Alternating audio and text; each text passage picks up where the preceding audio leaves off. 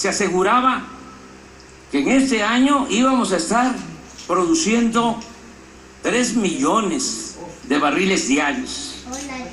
Y la realidad es que estamos extrayendo solo 1.763.000 barriles diarios, es decir, 41% menos de lo estimado y con tendencia a la baja. Es tan grave el daño causado al sector energético nacional durante el neoliberalismo que no solo somos el país petrolero que más gasolinas importa en el mundo, sino que ahora ya estamos comprando petróleo crudo para abastecer a las únicas 6 refinerías que apenas sobreviven. Téngase en cuenta que precisamente desde hace 40 años no se construye una nueva refinería en el país. Aquí agrego otros saldos de la política económica neoliberal o neoporfirista. De México es originario el maíz, esa planta bendita, y somos la nación que más importa maíz en el mundo. Antes del neoliberalismo producíamos y éramos autosuficientes en gasolinas, diésel, gas, energía eléctrica. Ahora compramos más de la mitad de lo que consumimos de estos insumos. En este periodo, el poder adquisitivo del salario mínimo se ha deteriorado en 60% y el salario de los mexicanos es de los más bajos del planeta. Tenemos el doble de enfermos de diabetes en comparación con países de América Latina.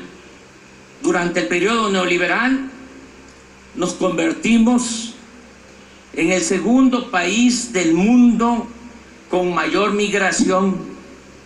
Viven y trabajan en Estados Unidos 24 millones de mexicanos. Y por lo que hace a la violencia, estamos en los primeros lugares del mundo. Según la última medición de Transparencia Internacional, ocupamos el lugar 135 en comparación con 176 países evaluados. Ocupamos el lugar 135 en corrupción entre 176 países evaluados. Y pasamos a ese sitio luego de estar en el lugar 59 en el 2000, subir al 70 en el 2006, escalar al 106 en el 2012 y llegar en 2017 a la vergonzosa posición en que nos encontramos. Por eso insisto, el distintivo del neoliberalismo es la corrupción. Suena fuerte, pero privatización ha sido en México sinónimo de corrupción. Desgraciadamente, casi siempre ha existido este mal en nuestro país, pero lo sucedido durante el periodo neoliberal no tiene precedente. En estos tiempos, el sistema en su conjunto ha operado para la corrupción. El poder político y el poder económico se han alimentado y nutrido mutuamente y se ha implantado como modus operandi el robo de los bienes del pueblo y de las riquezas de la nación. En la época de la llamada o del llamado desarrollo estabilizador o compartido, que va de los años 30 a los 70 del siglo pasado, los gobernantes no se atrevieron a privatizar las tierras ejidales, los bosques, las playas, los ferrocarriles, las telecomunicaciones, las minas, la industria eléctrica, ni mucho menos a enajenar el petróleo. Pero en estas últimas 3 décadas, las máximas autoridades se han dedicado, como en el porfiriato, a concesionar el territorio y a transferir empresas y bienes públicos e incluso funciones del Estado a particulares, nacionales y extranjeros. No se trata, como antes, de actos delictivos individuales o de una red de complicidades para hacer negocios al amparo del gobierno.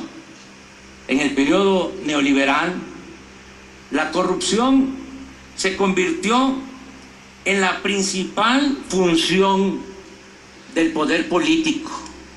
Por eso, si me piden que exprese en una frase el plan del nuevo gobierno, respondo: acabar con la corrupción y con la impunidad.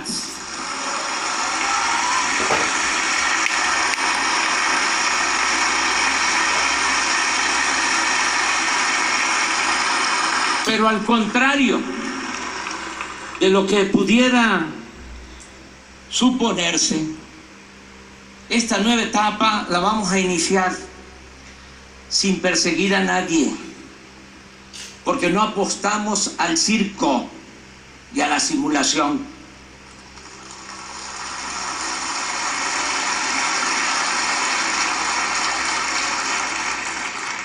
Queremos regenerar de verdad la vida pública de México. Además, siendo honestos como lo somos, si abrimos expedientes, dejaríamos de limitarnos a buscar archivos expiatorios, como se ha hecho siempre, y tendríamos que empezar por los de mero arriba, tanto del sector público como del sector privado. No habría juzgados ni cárceles suficientes. Y lo más delicado, lo más serio, meteríamos al país en una dinámica de fractura, conflicto y confrontación. Y ello nos llevaría a consumir tiempo, energía y recursos que necesitamos para emprender la regeneración verdadera y radical de la vida pública de México, la construcción de una nueva patria, la reactivación económica y la pacificación del país. Estamos ante un asunto político de Estado y como tal debemos enfrentarlo.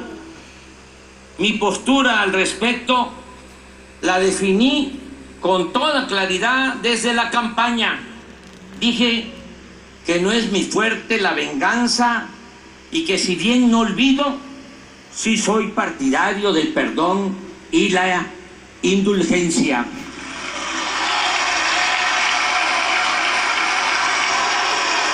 Además, y esto es muy importante, creo precisamente que en el terreno de la justicia se pueden castigar los errores del pasado, pero lo fundamental es evitar los delitos del porvenir.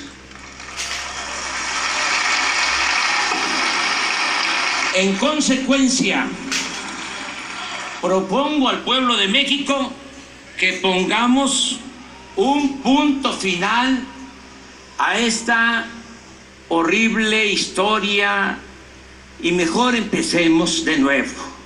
En otras palabras, que no haya persecución a los funcionarios del pasado y que las autoridades encargadas desahoguen en absoluta libertad